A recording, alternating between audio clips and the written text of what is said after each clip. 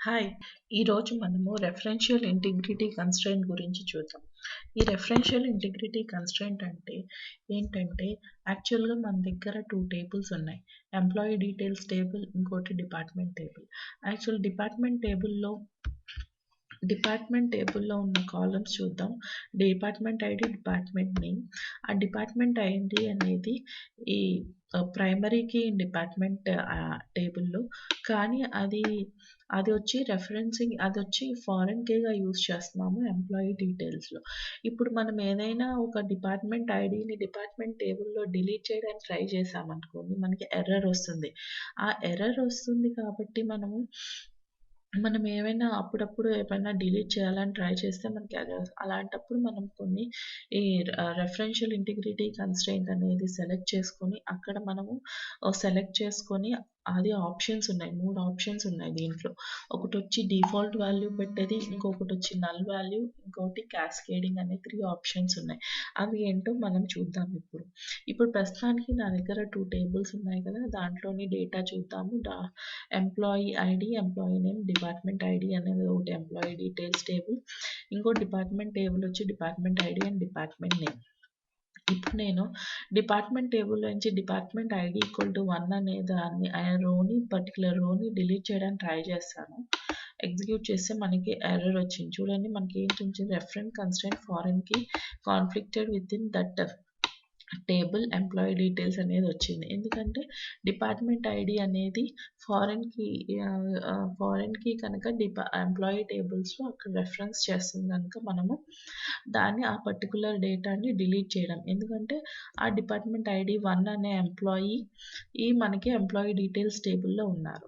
అలాంటప్పుడు మనం ఏం చేద్దామంటే, ఫస్ట్ ఒక ఆప్షన్, దీంట్లో 3 ఆప్షన్స్ ఉన్నాయని చెప్పాను కదా! ఒకటొచ్చి డిఫాల్ట్‌గా, ఇంకోటొచ్చి నాట్ నల్ వాల్యూస్ అసైన్ అవుతాయి, ఇంకోటొచ్చి క్యాస్కేడ్. అలా 3 ఉన్నాయన్నమాట. ఆప్షన్స్ మనం సెలెక్ట్ చేసుకోవచ్చు. అలాంటప్పుడు మనము ఇప్పుడు ఏం చేస్తానంటే, నేను ప్రస్తుతానికి ఎంప్లాయీ డీటెయిల్స్ టేబుల్‌లోకి నేను ఒక డిఫాల్ట్ కన్స్ట్రెయింట్ ఒకటి యాడ్ చేస్తున్నాను. నా టేబుల్‌లో యాక్చువల్‌గా ఆ డీటెయిల్స్ లేవన్నమాట. చూడండి, ఎంప్లాయీ డీటెయిల్స్ స్క్రిప్ట్. ఓకే. ఇక్కడికెళ్ళి చూస్తే మనకి ఈ స్క్రిప్ట్ గురించి తెలిసింది. ఎంప్లాయీ డీటెయిల్స్‌లో ఈ 3 ఉన్నాయి. ఈ మూడిట్లో మనకి ఇక్కడ ఇంకేమీ ఇంకేమీ డిఫాల్ట్ కన్స్ట్రెయింట్స్ లేవన్నమాట. ప్రైమరీకి వచ్చి ఎంప్లాయీ ఐడీ, అసైనింగ్ అనేవి అంత డీటెయిల్స్ ఉంది. అదే నేనిప్పుడు దీనికి ఆల్టర్ టేబుల్ చేస్తున్నాను. ఎంప్లాయీ డీటెయిల్స్‌లో నేను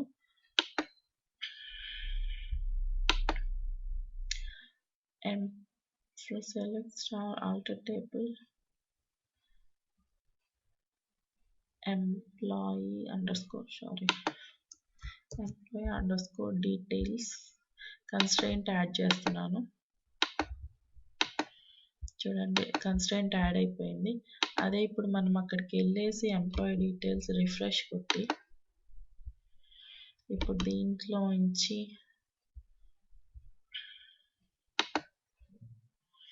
చూడండి, ఇక్కడ వచ్చేతలకి మనకి యాడ్ కన్స్ట్రెయింట్ చూడండి, ఇక్కడ కన్స్ట్రెయింట్ టేబుల్ ఆల్టర్ అయిన ఇన్ఫర్మేషన్ మనకు వచ్చింది. ఇక్కడ కన్స్ట్రెయింట్ యాడ్ అయినట్లు ఇది ఇక్కడ కన్స్ట్రెయింట్ యాడ్ అయింది. ఇప్పుడు నేను డిపార్ట్మెంట్ టేబుల్లో డిపార్ట్మెంట్ ఐడి ఈక్వల్ టు 1 అనే రోని డిలీట్ చేశాను అనుకోండి, కానీ దానికి సంబంధించి ఎంప్లాయీ డీటెయిల్స్ టేబుల్లో ఎంతమంది ఉన్నారు? 1, 2 మెంబర్స్ ఉన్నారు. సో అక్కడ ఏమవుతుంది, డిఫాల్ట్‌గా 5 అనేది రావాలన్నమాట. దానికి మనం ఏం చేయాలంటే, ఎంప్లాయీ డీటెయిల్స్ టేబుల్‌కి వెళ్ళి, డిజైన్‌కి వెళ్ళి, ఇక్కడ డిపార్ట్మెంట్ ఐడి ఉంది కదా, డిపార్ట్మెంట్ ఐడిలో రైట్ క్లిక్ కొట్టి రిలేషన్షిప్స్‌కి వెళ్ళి, చూడండి ఇక్కడ మనకి ఇన్సర్ట్ అండ్ అప్డేట్ స్పెసిఫికేషన్ అని వస్తుంది. అక్కడ సెలెక్ట్ చేసుకుంటే డెలీట్ రూల్ అనేది ఒకటి ఉంది.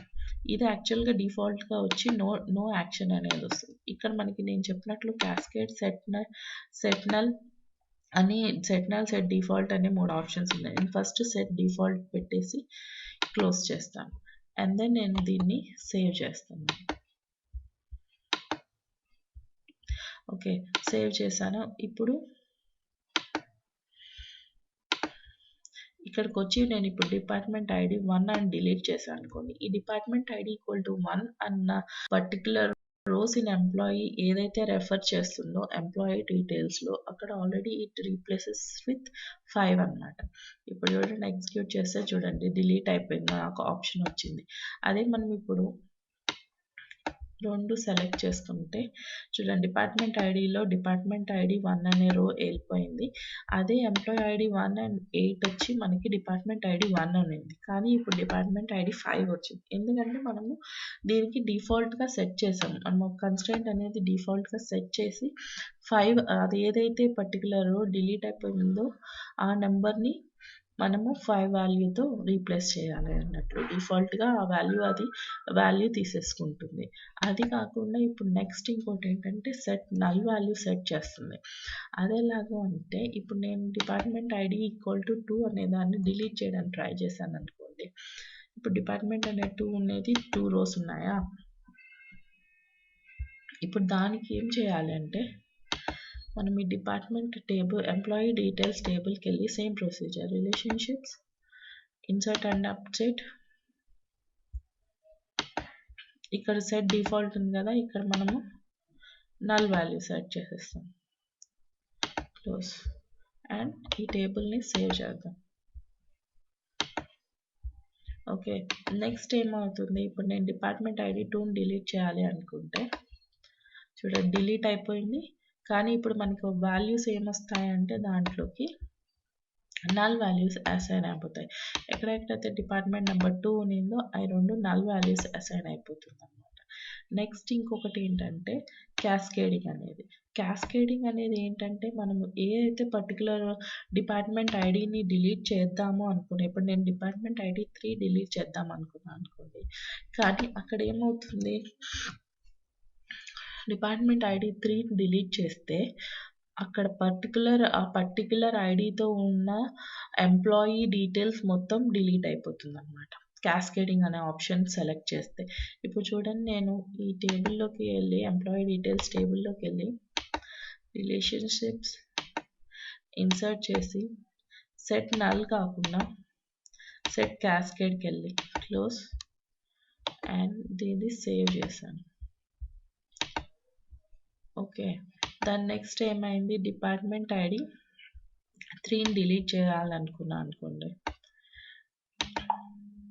చూడండి డిలీట్ అయిపోయింది. అదే మనం ఇప్పుడు ఎంప్లాయీ డీటెయిల్స్లో ఆ 3 ఉన్న పర్టికులర్ రో మొత్తము ఆ రో డిలీట్ అయిపోతుంది. అది క్యాస్కేడింగ్ యొక్క యూజ్ అనమాట. క్యాస్కేడ్ రెఫరెన్షియల్ ఇంటిగ్రిటీ అంటారు దీన్ని ఏమంటే ఆ రోని ఏ డిపార్ట్మెంట్ ఐడిని 3ని డిలీట్ చేయడానికి ట్రై చేస్తే దానికి సంబంధించిన రెఫరెన్స్ చేసిన పర్టికులర్ ఎంప్లాయీ డీటెయిల్స్ కూడా మొత్తం డిలీట్ అయిపోయాయి. ఇది మనం చూసింది ఈరోజు రెఫరెన్షియల్ ఇంటిగ్రిటీ కన్స్ట్రెయింట్ గురించి. అది ఈరోజుకి ఏమేమి ఉన్నాయి, రెఫరెన్షియల్ ఇంటిగ్రిటీ కన్స్ట్రెయింట్ వచ్చి T type, default, null values, cascades. దీంట్లో మనము డిఫాల్ట్ అంటే డిఫాల్ట్ వాల్యూ ఏదైతే అసైన్ చేసామో ఆ టేబుల్కి ఆ డిఫాల్ట్ వాల్యూ ఆటోమేటిక్గా తీసుకుంటుంది. నెక్స్ట్ నల్ వాల్యూస్ అంటే అది ఏ పర్టికులర్ రోని డిపార్ట్మెంట్ ఐడిని డిలీట్ చేసామో ఆ పర్టికులర్ ఐడిలో అది నల్ వాల్యూస్ అసైన్ చేస్తుంది. ఇంకా క్యాస్కేడింగ్ అంటే ఏ అయితే ఐడి డిలీట్ చేసామో ఆ పర్టికులర్ ఐడి రెఫరెన్స్ చేసిన రో మొత్తాన్ని డిలీట్ చేస్తుంది. ఇది ఈరోజుకి ధన్యవాదాలు.